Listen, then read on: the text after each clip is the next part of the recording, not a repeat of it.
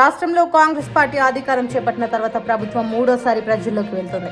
ప్రభుత్వం అమలు చేస్తున్న అభివృద్ధి సంక్షేమ పథకాలను ప్రజలకు వివరించేందుకు, ప్రజా సమస్యలను స్వయంగా తెలుసుకుని పరిష్కరించేందుకు గ్రామ సభల నిర్వహణకు మరోమారు సిద్ధమవుతుంది.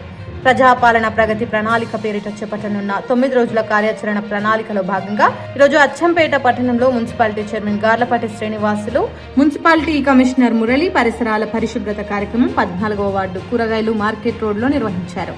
ఈ కార్యక్రమంలో మున్సిపల్ అధికారులు, కౌన్సిలర్లు ఆకుల వెంకటేష్, సోమ్లా నాయక్, తగరం శ్రీను, రమేష్ యాదవ్, బాబా, పార్టీ నాయకులు చంద్రమోహన్, 20వ వార్డు ఇన్ఛార్జి లక్ష్మణ్ బాబు, 2వ వార్డు ఇన్ఛార్జి లాలు యాదవ్, వంశీ, మున్సిపాలిటీ అధికారులు, నాయకులు, కార్యకర్తలు, సిబ్బంది కూడా పాల్గొన్నారు.